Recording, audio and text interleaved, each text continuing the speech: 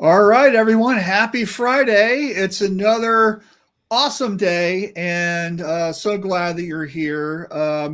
Alan can't be here today, so we've got Q&A with Alan and Marshall and Richard today. I goofed that up, but anyway, we're so happy that Richard could fill in. Alan, his mom has got some medical stuff going on, and so he can't be here today. So we wish him and his family all the best, and we're thinking about them.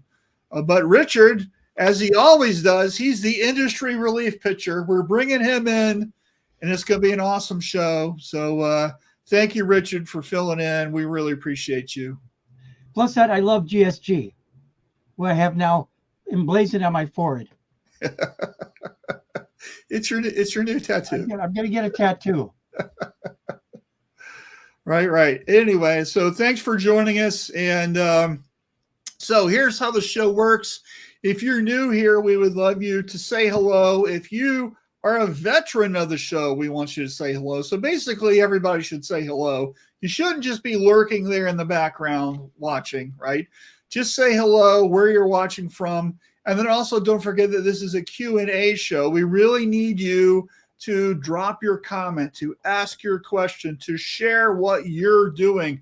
That's what makes this show so really unique, is the fact that we're pooling our wisdom and our experience, and also where we stumble. I mean, I'm not perfect. Richard, you've made mistakes before in your life, right? I'm sure.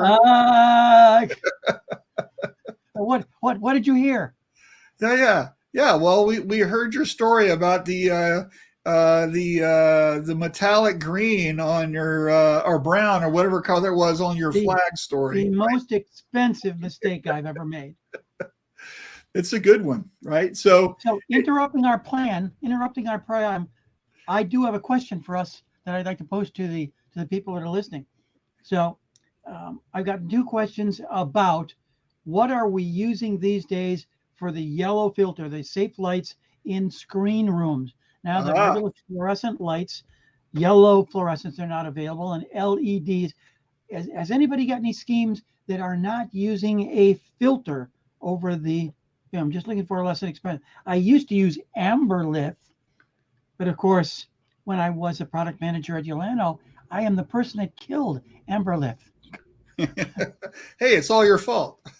But that was always my go-to for fluorescent bays. It turned the place a little orangish, whatever. But keep that in mind in your posts. I'm interested in what people might be using these days. Yeah, great. All right, that's really good. You know, I last time I bought those was a decade ago, I think, and I think I got them from Amazon. They were just they were the yellow filters that were made to block the UV, right? And I don't remember what they were. They weren't that expensive. They were like $20 or something. So, well, I've been running into some troubles because some of those filters don't really work. You check them with a UV meter, or you check them with the special cobalt light glasses that I have that only allows UV energy to go through to your eyes, and they don't work. I test them, and they're good for about, I don't know, you get a pretty good exposure in a 12-hour period. So a 12-hour period flashes your screens. So it's not something that you can sort of ignore. Yeah, that's good. Hey, so what are we using? And also, if anybody from GSG's here, do you guys carry something? That would be a good question, right? Mark, what do you say? So, all right. So we got some folks logging in. We want to say hello. So Dan's here. Hey, Dan, good seeing you, buddy. And who else is here? Brandon's here. Hey, Brandon. Good morning from Las Vegas. Brandon makes DTF transfers, by the way. He's really good at that. Right. Daryl's here. Good seeing you, Daryl. Richard, more and more people are posting and starting to have the idea that emulsion does not need to be coated in a dark room to protect from UV. Mostly in what emulsion coating stage? What's the real deal? I haven't heard of that. Have you heard of that? Well, it used to be that people were saying that when it was liquid, it didn't expose, but that was a lot more true when it was diazo. That was your main sensitizer. But photopolymers, the the SPQ sensitizer, it doesn't care if there's water. So all the people that write in the blogs, oh, your screen wasn't dry enough, that's real important with diazo, but not as important. Your stencil will still cross-link through the water because the SPQ doesn't like water, or diazo. Oh, it had a wander. Oh, look, there's water there. I'm going over here. I think they're talking about the dark room, though, right? Right. You don't need to block that out. You don't need to block. You don't need a dark room. Just any normal light will do, right? I haven't seen that. Well, I guess you're right, because if you're coding, you're talking about a 1 minute time when it's exposed and out, out and about. But then where are you going to store them? Right. So you're right. I should be clear that we're talking about storage versus the actual coding. But where are you going to dry them? Or, you've got a rack, that screen on the rack, it's the closest to whatever safe lights you've got, or unsafe lights. Well, I've always believed that you need to protect it, and you want to reduce any chance of it screwing up, because you won't know until later that you've got a problem, right? So I don't know, right? So more on that, I guess. If somebody has the answer, throw that in there. My brother's here. Hey, Tim, what are you making for tea day? Turkey. Frank's here. Good seeing you, Frank. Dan says, he started on the same topic. Great minds, right? Peter's here. Good seeing you, Peter. He's watching from M&R in Roselle, Illinois. William's here from Blue Ridge Mountains. Good seeing you, buddy. Ray's here. Good seeing you, Ray. Ray probably has that answer. He has the answer to everything. Cindy's here. Good seeing you, Cindy. The other question that affects is how thin are you coating and how fast it's drying. There you go. And then hello, Dr. Greaves. There you go. All right, we're caught up. Right. So, all right, we're ready to kick the show off. So here's what I want to do. Let's pay some bills and roll the GSG commercial as soon as I can find the thing here. And then we'll come back with a thing about their ink contest. So let's hear from GSG. And thank you so much for sponsoring our show. We appreciate you.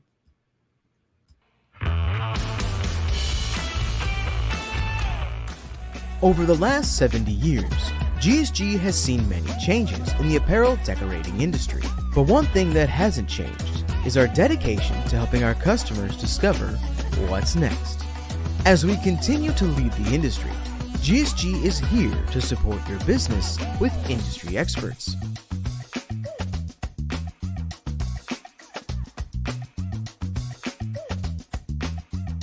The latest innovative products,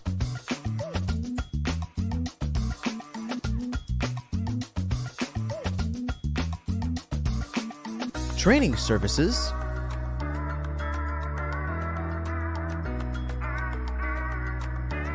and by delivering the perfect order.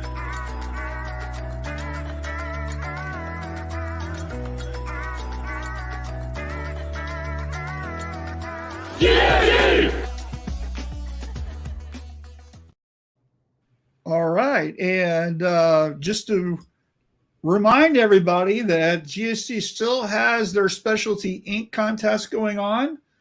You could win up to $2,500.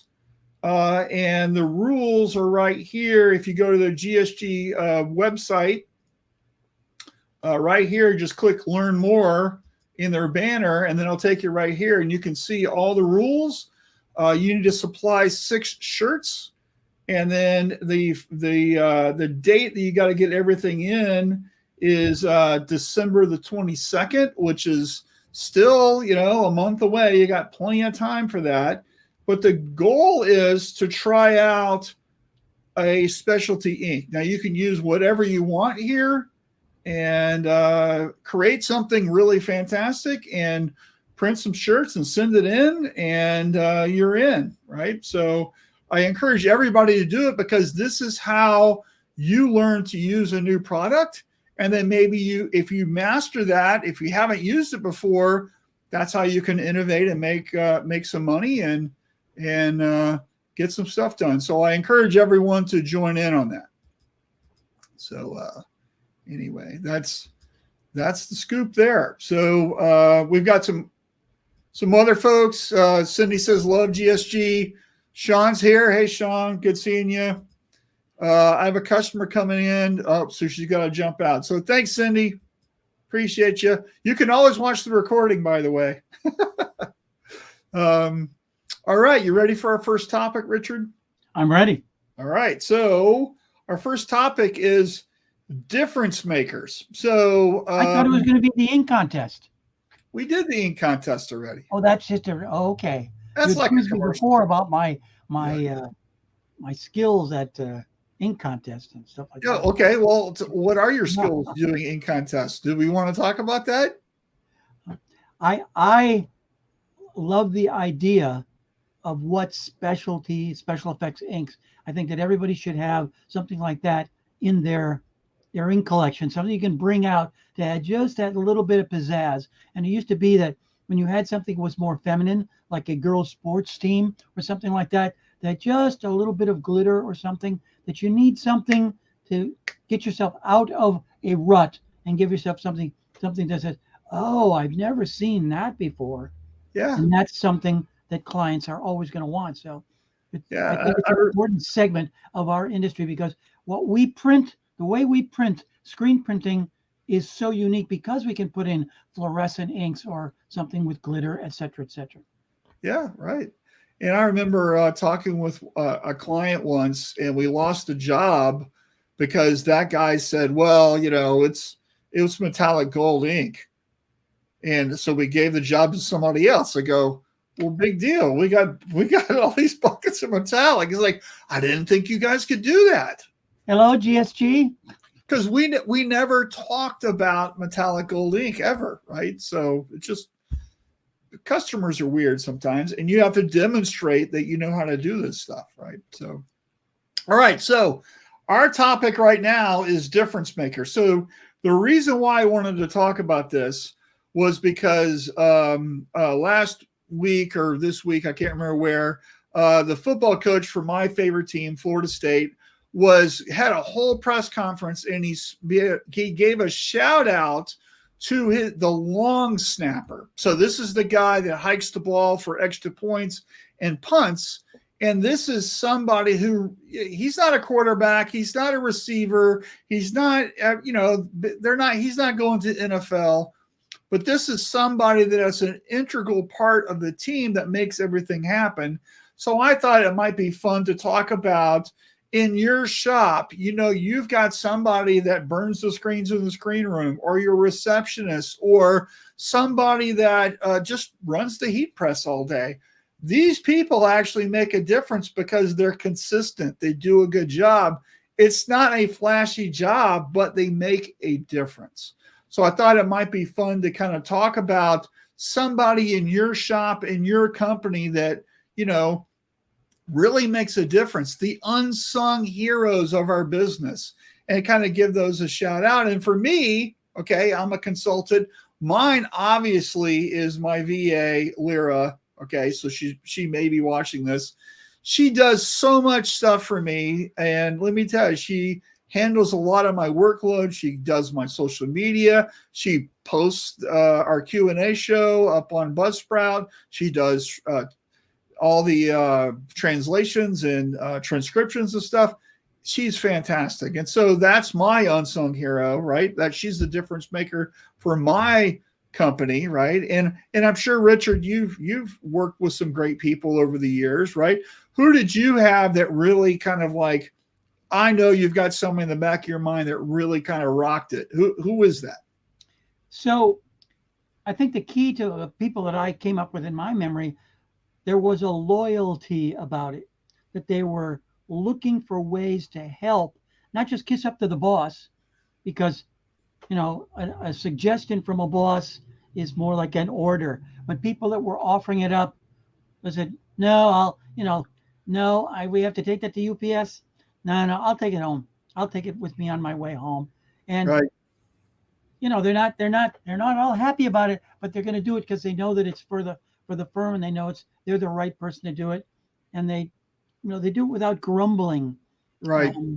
The person that came to mind though is a person that I met on a consulting trip, and it was a place with a large embroidery area, and it was a young person just out of school, and they were the inventory person for the thread, the spools. And they were so proud of the book that they had that was the inventory. And they wanted to be able to show me that this, look, I've got this all under control. You could clearly say that they were saying, see me, I'm Right. here struggling away at the lowest position. Get me a 421 Madeira. Okay. And serving in that part. I think that I've mentioned a million times in my speeches that my original job in the screen printing world was because I was quitting my father, and I just needed another job. And the guy that I worked with that got me the job, Cy Cohen, he said, Richard, I haven't got anything for you until the summer when the girl goes into the Army. And I go, yeah, haven't you got something for me? And he said, Richard, I've got a job as the driver. I said, I'll take that job. And I turned that job into what I considered to be was the most important job in the factory, because I had to deliver. If I didn't deliver stuff, if I didn't go get stuff, nothing happened. Then you go to the dishwasher, the guy cleaning the screens. Yeah. That, I'm sorry, Mr. and Mrs. Smith, we'll have your breakfast out as soon as the Jones family finishes their dishes, because we're going to have to wash them, etc. Yeah. Well, I've seen presentations where you talk about Anthony Bourdain's fish cleaner, right? Oh, And he mentioned in his book, what was the medium raw? What was medium raw, right? And Chapter 18. My aim is true. In case you. Yeah.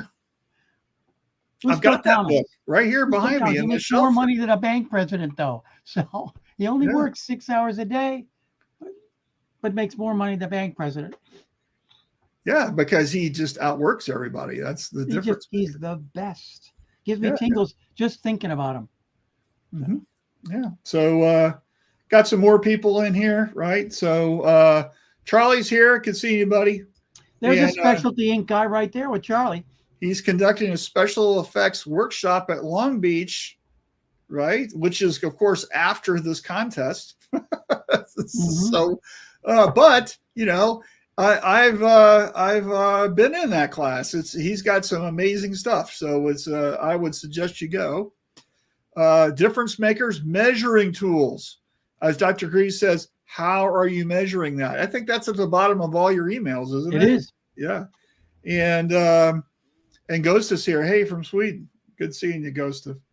So, measuring screen tension, right? And what a difference that makes.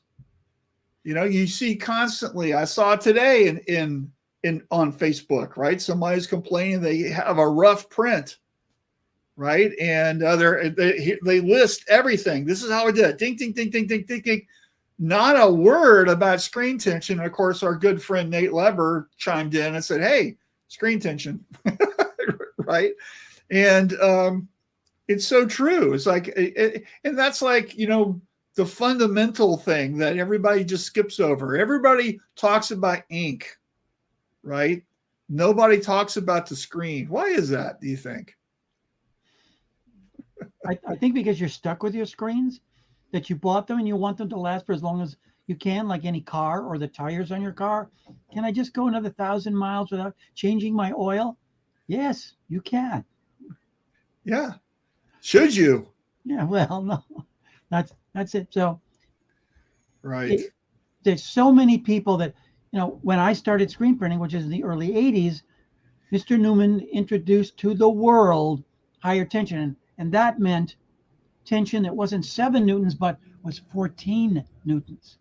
And the original Stretch Devices booths that I worked in, we had demonstration sheets.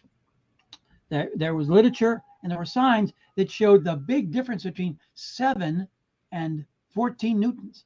And 14 newtons was a blessing, much less 21, which is sort of our minimum, 20 being let's say a minimum threshold, but certainly 14, nothing below 14, because it just doesn't stand still when the blade is stroking over it. It's a disaster. Now you can make it work. It just takes so long. And I remember Alan from my, not this Alan from the show, but Alan, my ink guy from Shadow Graphics. I remember that when he was printing and he said, "Hey, could I get one of those Newmans for the white on this one?" And I knew at that time that I had brought them in, that they understood the tension. There's an unsung guy, the guy making your ink, and really cares about what you're doing. Right. Well, that's great. And other difference makers, of course, here I was really concentrating on people, but, tools were important also. I was just thinking about over the years, I've had the pleasure of working with some just fantastic people who would volunteer, who would always stay late, who always wanted to help out and would do it with a smile on her face. Those are the people that, you're just really lucky to work with people like that. And then of course that's juxtaposed to the Debbie Downers in the bunch that just always complain about like really everything. And, just we're such a cancer. And I was always trying to root those people out. So, I just think that, especially when we're really looking to try to get more done a day, I think the people that you have on your team really matter. And of course we're always focused on the people that are visible, but there's so many people in our businesses that they're virtually invisible. This is the guy who cleans the bathrooms, or the people who count and receiving, or the receptionist at the front desk, or the delivery driver, as Richard really wanted to own that position, right? These are the people that can really make a difference. That delivery driver that's going around they see all of your clients, so what impression do you think that person has on everyone? And look, I've had fantastic UPS drivers who, they're just amazing people. And then I've also had people who just like, they barely stop the truck to shove the stuff out the back. Right. And, what difference does that make to your business? Well, if they're consistently always at your dock at the same time and you can count on them, it's a big difference between that and somebody's like, it's 3:00 and they haven't been here yet. Are they showing up today? So, all right. So, where are we in our comments? And depending what you're doing, EOM and RZ are just as critical. Yes. Yep. And Ray also says, understand that you only have 20 newtons per centimeter. You lose 2 newtons per centimeter. You have lost 10%, and that's a direct correlation to off contact. Good point. Magic of tension. Is she Danny Downer's sister? Fire them both. Yeah, Danny and Debbie. William says, when I first got out of art school in '89, the shop I went to work with had statics that they stretched. The screens were so loose there would be a ripple in the screen ahead of the squeegee. Oof, that's a wave. Hey, why is it out of register at the top or the bottom? We don't know. There's that blur. I gotta stop every 15 prints to wipe the bottom of the screen. Yeah. So, and here's another one. What if your difference maker is the owner of the company who doesn't want to put money into solving that problem? Well, is he a difference maker then? Well, he's a bad difference maker. Oh, okay. Right? A devil. We're not solving the problem because that just costs money to get something that's going to work. That just costs money. Right. And that's the whole sunk cost fallacy, right? We've spent all this money on this stuff. I'm not going to spend any more money to improve it. Okay, well, think about all the money you're losing because of that, right? So the opposite of that is lost opportunity. Yes. And the ROI that I've been trumpeting for the last week, it seems, right. is return on image. It's something I talked about with Jesse Ray Greenwood on his phone just a week ago. So yeah, I thought of another ROI that I've been talking about. And I should have chimed in on that call yesterday, which was my thing that I talk about, which is return on intent. Right. So, what are you intending to do? And do you actually do it? Right. Your return on intent. Right. All right. And Peter says too many owners are scared to take charge and be the difference maker. Oh, love it. And Ray also says the ripple on the low tension mesh is called mesh bunching. Oh, I didn't know there was a term. We can still see some of that in 30 newtons when you have far too much pressure. Great. See, we're all learning. Did you know it was called mesh bunching? Have you ever heard of that? No. There you go. Thanks, Ray. It seems more like a roll to me. Yeah.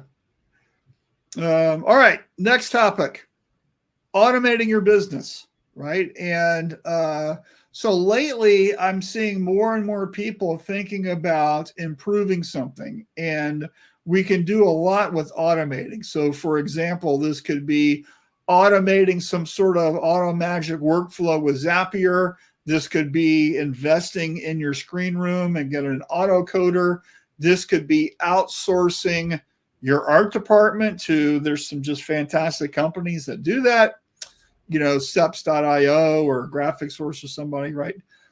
So what are we automating, right? And so right now in your business, especially when you start thinking about improving things and trying to get more profit, when we increase things by we solve some sort of downtime because we automated something, this is where you win, right? And so, Richard, I know you talk to folks all the time. What do people seem to be automating the most these days? I think the big transition is the automatic coder, or deciding if they're going to go to CTS.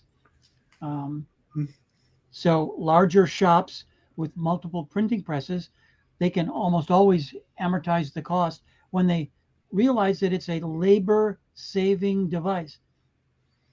That anything that you can come up with is a labor-saving device. So we've had automatic screen washing machines for 40 years. They usually didn't work that well. They work a little bit better now, but usually it's at the expense of an awful lot of chemical, but it's a labor-saving device. Coding gives you more consistency in your work, and as my friends at Sati say, that we can turn your least skilled employee into the best screen maker or screen coder in the world, because all they have to do is press a button and keep the trough filled. So right, it's an easy fix, but you've got to have enough flow to make it worthwhile for it to pay off. I think that's the thing. Now, in seminars, I used to have a picture of if you were delivering newspapers, again, that takes me back to the 1980s and those early speeches, would you use, a bicycle, or would you rather go in a pickup truck? Because it's just a labor-saving device. You can cover more territory. Or imagine doing a delivery route without a car or a bicycle or a pickup truck. Right. What's manual? What's automatic? Right. And I think these days we're starting to see a lot of real interesting tools that are coming out, AI, Chat GPT, when we start hooking these things, I've been interested in, like we've got cameras and digital scanners and image recognizing things, right? So, hooking up a camera to the end of the belt to count, to also make sure that we're printing it correctly, and just like looking at things like, that's how the Polaris and all these other things work, right? what if we had a camera mounted down and we're able to count, and we know exactly that we printed 73 shirts because it sees it as it's coming down the belt, and that's automatically being put into a program, and then we know how long it took to print, and then we have graphing and metrics and all these KPIs all done automatically because tools, and these are things I've been thinking about, and I'm just wondering where that stuff is, and especially if you can hook that up to a press and hook that up to your shop system like Printavo or Shopworks or something, then we have all this information about how we're running our business, and then we can have graphs and data and charts and dashboards that really matter, I think the benefit to having something that counts the shirts on the belt or paper or whatever it is that you're printing is that it doesn't get fooled like the machine counters. We've had machine counters on every machine I've ever had for the last 40 years, except if you have to cycle around a couple of times, and the counter can get fooled a little bit, and you don't actually have an accurate count. Yeah. What's a test print and what's a real print? Exactly. Yeah. So just very, very interesting, right? So Peter says autocoder for 15K, how can you go wrong? Or CTS for 55, both are easy choice. For a reliable, never miss a day employee and a temp worker can learn it if needed. Daryl says, I'd love to automate all new orders. Great. And all pre-flight. And I know, Daryl, you've been working on that. What's the sticking point for you? Is it the people? Is it the software? Is it your outsourced team? What is preventing you from getting what you want? Maybe that's a good question, right? Well, a hurdle that we all have to deal with is the fact that we're custom printers.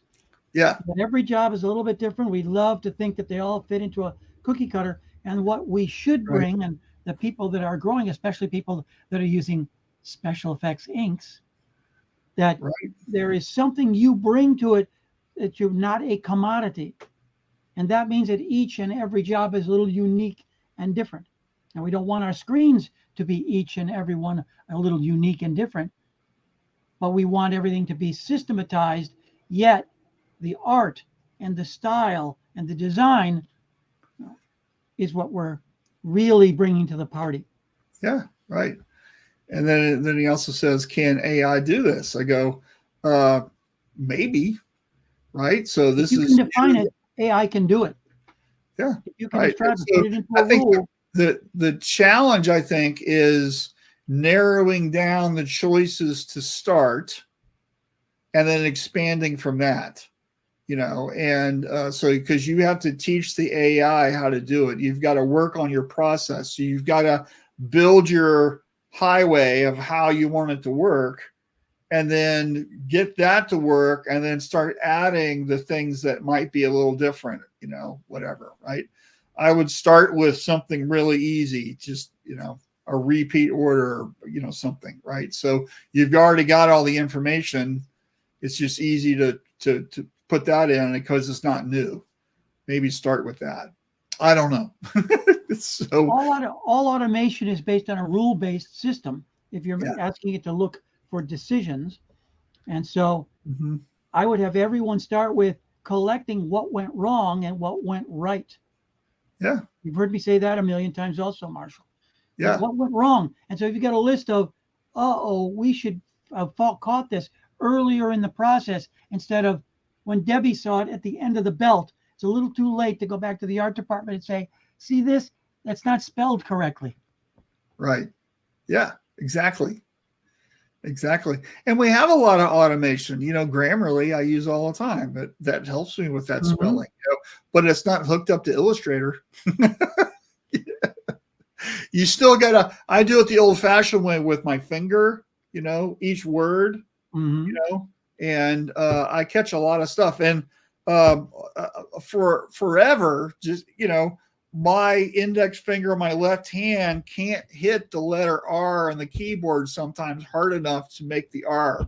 And I don't know why. So anytime, especially you and your, because you will be spelled right, but the word is your, right? And I'm forever, that's the bane of me typing anything is your. I'm always looking for that because spell check won't catch it, and, All right, cool. Well, hey, let's give GSG a little more love. Before you do that, I have one thing to add. Okay, great. Again, it's a standard thing that I used to say in seminars, and that is manual press. Load one shirt, print 6 colors, or load one shirt, print 6 colors all at the same time. So the whole idea that you still have to load the shirt, there's still a manual part to an automatic press, but what are you actually getting? Especially if it's something like 6 colors or 8 colors, or, we used to laugh that, an 8-color press, why would you ever need one of those? I'm bringing out the old jokes now. Yeah, right. Show us that new GSG footage. Well, we're going to talk, wrong one. We're going to talk about their Pulse, right? So let's throw that over here. So this is their magazine that you can get at their webpage. It's right in the banner. And of course, this has lots of deals and prices and QR codes and all types of stuff that you can look up. And if you need anything, it's probably in the Pulse magazine. They do one for every quarter. And so this got a lot of really great stuff in here.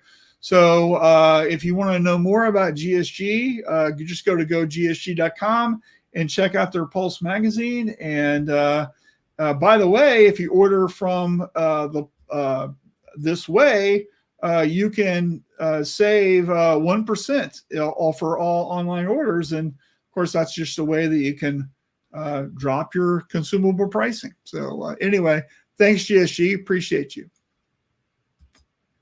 All right, let's hit our third topic today, which is all about next year, planning for next year. And this is a topic I wanted to talk about because a lion's share of my consulting clients, this is what we've been talking about this week, right? And we've been talking about Q1. We've been talking about what we're going to be doing all next year for the whole year, not just sales, but also innovation. That's also about customers. That's also about planning a training schedule, updating your employee handbook, that type of stuff, right?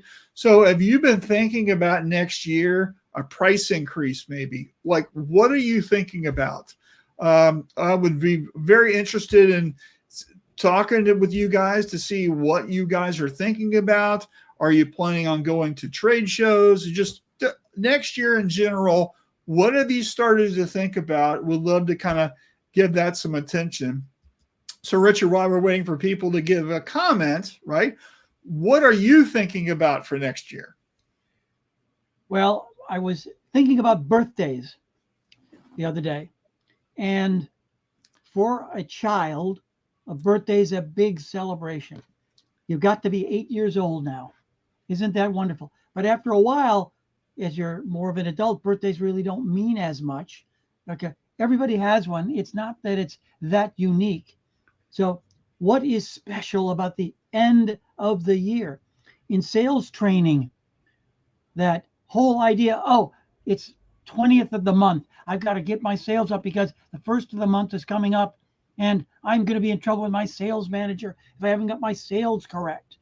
And that sort of mentality of you've got to rush to the deadline 12 times a year or quarterly, I sort of push those away. I'm more interested in daily because it's more of a known cycle. And it's different, but 180 reviews a year, so to speak, reviewing your own work. I like that because if you wait till the end of the month to see, holy smoke, I owe this much, we're behind. 30 days, I think, is too long. A quarter is too long. And I don't think we can ever not look deeper and deeper into the future. So I love the planning idea of this, that, yes, the new year's coming up, but after that, guess what? There'll be a new quarter in April and then another quarter in June. So what are you doing for June, or what are you doing for next year, or a 5-year plan? So Well, I so I want read, to shake things up. I want to shake things up. That's what yeah, that little speech, that rant that I just gave you was. right. Yeah. Well, so going along with that is a quote I read somewhere. It's like, it's an apple a day keeps the doctor away, not 30 apples on the last day of the month keeps the doctor away. I love that. Yeah. So, like, what are you doing? So, I think it's about consistency, and, as you guys know, I've been doing this mid-journey thing, and I do a consistent little experiment every day, and I'm playing around with that. And, I taught a class about mid-journey to a group in Ireland this week. Mm-hmm. How did that happen? They see what I'm doing.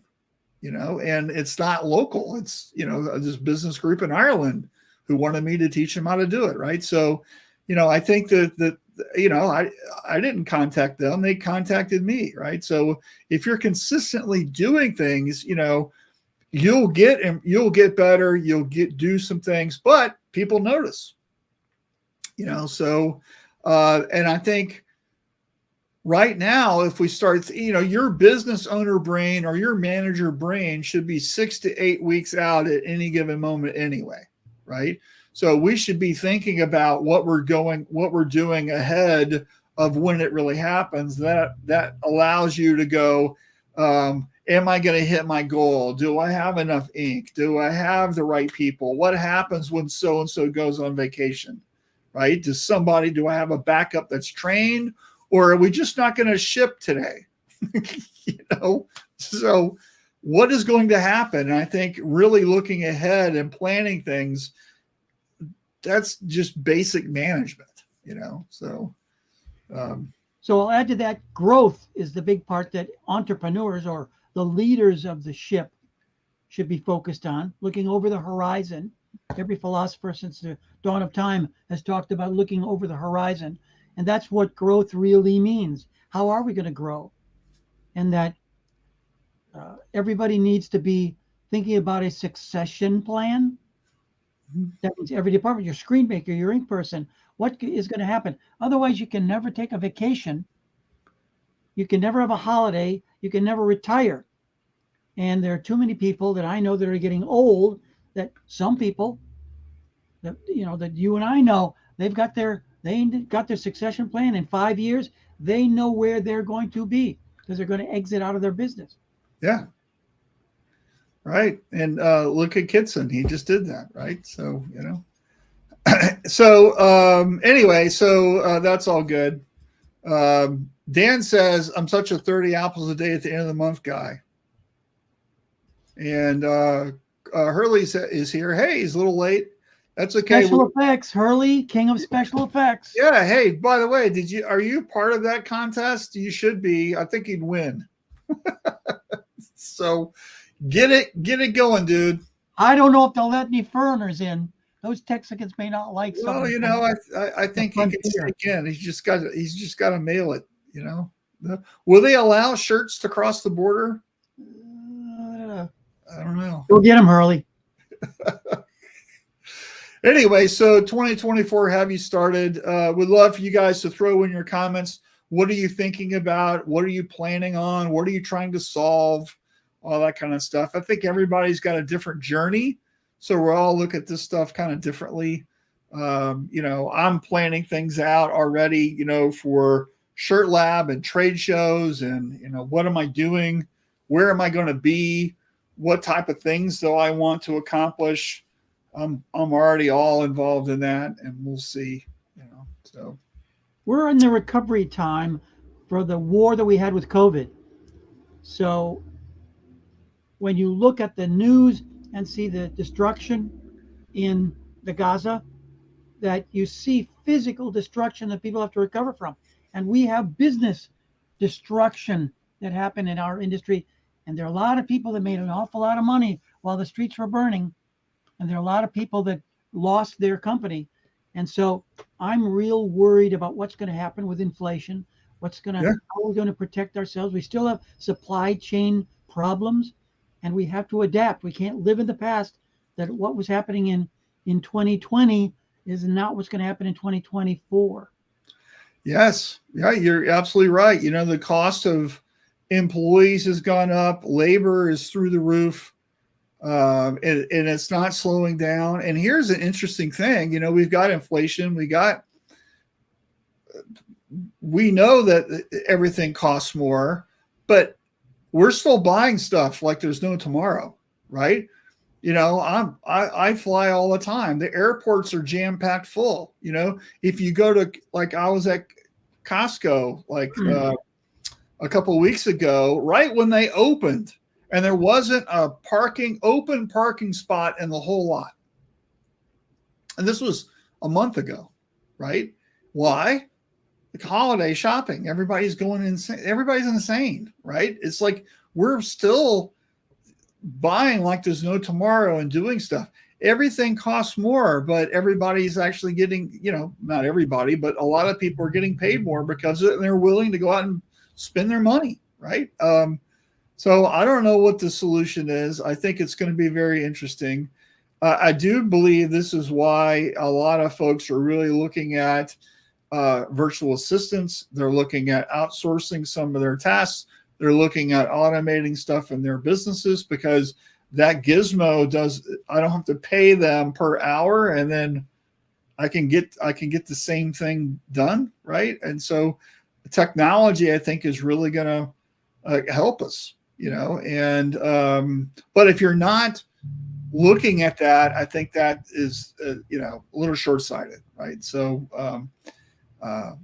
I don't certainly have all the answers because I don't have all the questions in front of me, but I do know that there's a lot of things that we could be doing. I could be doing things better, right? And so it's gonna be very interesting how things happen and what we're doing, right, as an industry.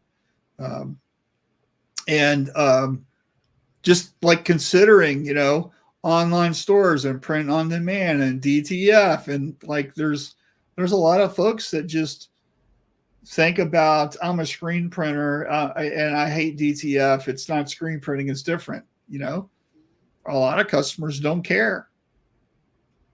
I bought a sweatshirt the other day with my favorite team on it. And I was surprised from Nike. It's a heat transfer. It wasn't even screen printed, right? It looked fantastic. It feels great. You can barely feel the transfer on it, but it's definitely a transfer. So what does that tell you if a company like that is going into it and you're locked in laser focus where everything has to be screen printed? So very interesting. At Spirit Halloween, 2 weeks ago, I went in and there's a rack of shirts, easily 40 different shirts up on the wall, and the prices were insane, as Crazy Eddie would say. But I looked at all of them because that's what I was doing when the kids were shopping, and I was seeing how many of them were DTF, and there was just an incredible, that's clearly the way those shirts were done. Did you get one and like do the old we're screen printers, we have to feel things up braille test like we always do? Well, yeah, that's what I was doing. Don't bother Richard. He's over there touching the shirts. Yeah. All right, good. So Brian says a marketing company just asked me yesterday, since we had been in business 10 years, did I have an exit plan yet? Yeah. Well, what's your exit plan, Brian?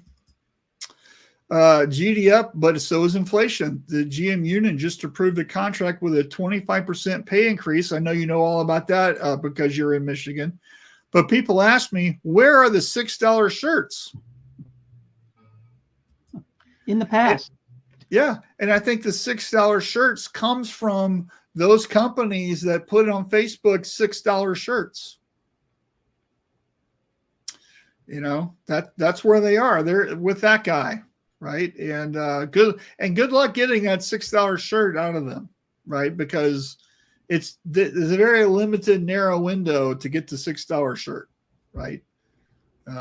That's called the attention grabber, I think. So lost leader, right? And you have to order 1,000 to get the $6 shirt price. Oh, you only want 50? Oh, well, it's going to be a different price. Sorry. So I don't know. It's kind of interesting, right? So all right, so let's wind it up here with our last thing, which is all about we're thankful. Let me tell you, I've got so much to be thankful about. It's not even funny. And for me, I'm thankful for everybody that's watching right now. I really appreciate you guys spending your time and effort to watch or comment or listen or watch later. A lot of people actually watch this show not when we're live, as later on. So, and I'll also kind of chime in for Alan since he's not here. I know he feels the same way. So thank for everybody that watches, and also thanks for GSG for sponsoring the show. We couldn't do it without you.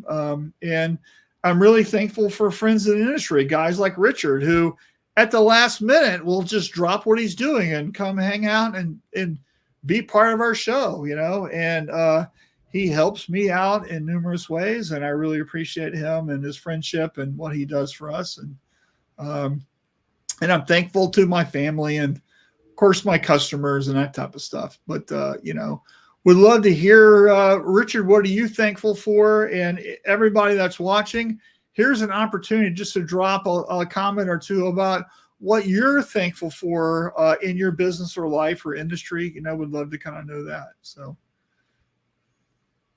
I'm thankful for my circle of friends, especially in the screen printing industry, that I know that I can call on in the same way that you called on me this morning. So the idea that I've got people that I can rely on, and they're there for me, and are just like that unsung hero. They're the unsung heroes that we rely on all the time. Even if it's somebody like your dry cleaner.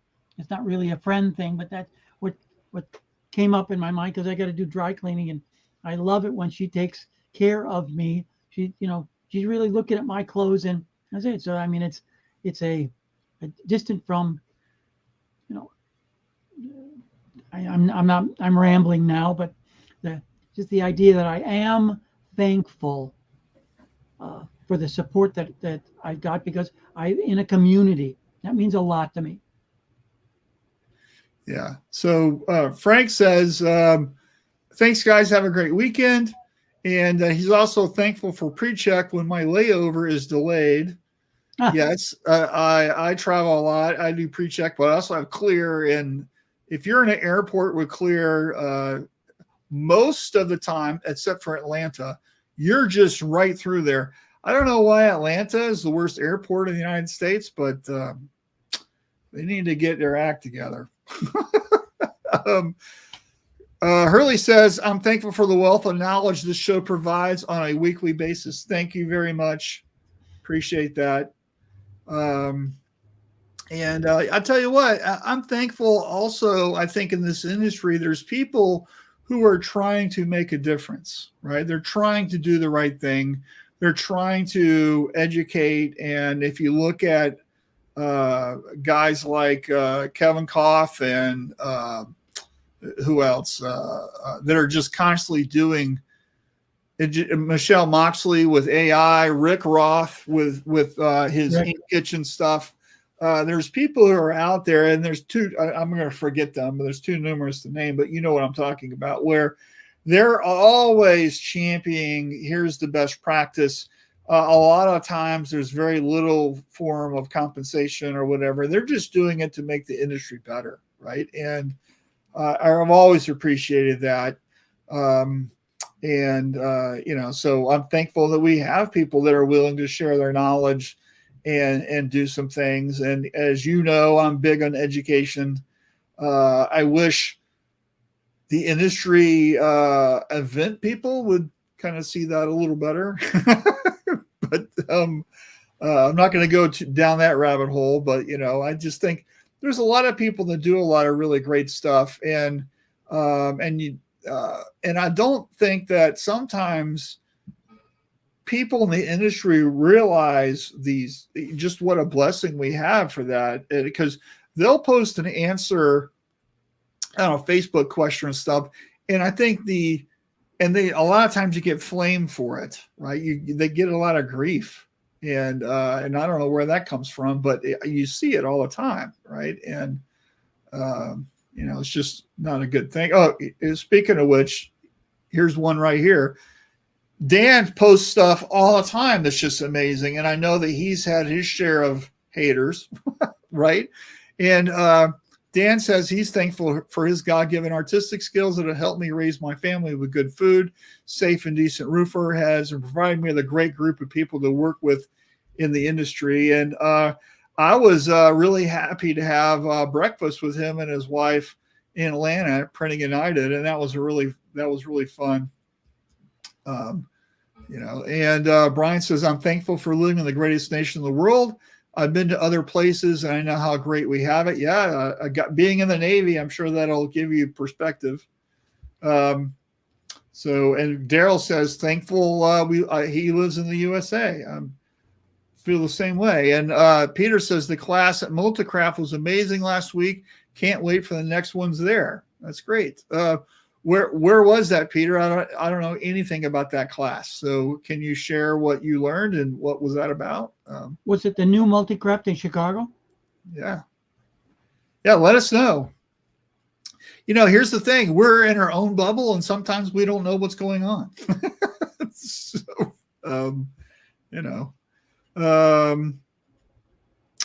Anyway, so I think it's just a great industry, and I would love that everybody would kind of like share best practices. And if you don't know, just say you don't know. I'll just leave it at that, right? And don't make stuff up, right? And so I don't know. Richard, what are you doing for Thanksgiving? What's going on there in Michigan? It's the usual, the big family dinner at the relative's house. There are not as many little children anymore, so it's a much more mature Thanksgiving. So there isn't a kids' table; it's just a normal table. Well, there aren't. There's only 2 children anymore, so used to be a lot more. So yeah. So here in Arizona, we have lots of folks coming over to my brother and sister-in-law's house. We've got about 22, 25 people, I think. I'm going to be smoking a turkey. And as true to my nature, a couple of weeks ago, I did a test turkey to learn how to smoke a turkey because I wanted it to be correct on Thanksgiving. And I'm adjusting based on the metrics that I learned from smoking that first turkey. So, and I'm using I have a pellet smoker, and I've got a great thing that my wife gave me for Christmas last year called a meter, MEATER, which allows you to really understand what the temperature is in whatever you're cooking. But what's really great is it tells you when it's going to be ready, which is, to me, the most important part of that, right? So you can get a temperature probe and go, yeah, it's not cooked yet. That's great. This thing says 42 minutes. That's when it's going to be ready. Countdown. That's the most amazing part of it, right? And so very happy about tools, right? And so I think it's a great idea that you're going to experiment on 20 of your relatives. No, I've already did that. I did the experiment. You did one. I bought two identical sized turkey. Both were 22.8 pounds. I went through the bin, bought 2, froze 1 because they were both frozen. I just kept in the freezer, and it's defrosting right now because I'm starting the brining on Sunday. Mm-hmm. Yeah. So I've got a plan. and executing the plan. And by the way, this is the Mark Sladonic how to smoke a turkey plan, right? So when we were at Printing United, he gave me how he does it, and I wrote it down, and that's what I tried on the test turkey. So very excited about that. So it's going to be a lot of fun. Thanksgiving's one of my favorite holidays, and taking the week off, hanging out with friends and family, and my son's home from college, and it's going to be a blast. So anyway, you're going to have a Q&A next Friday? I don't know. If you didn't catch the scroll down at the bottom, the answer is no. Oh, okay. No show next week. We'll be back on December the 1st. And so happy Thanksgiving, everyone. Really appreciate you and your time. And we'll see you in 2 weeks. So take care, everyone. Okay.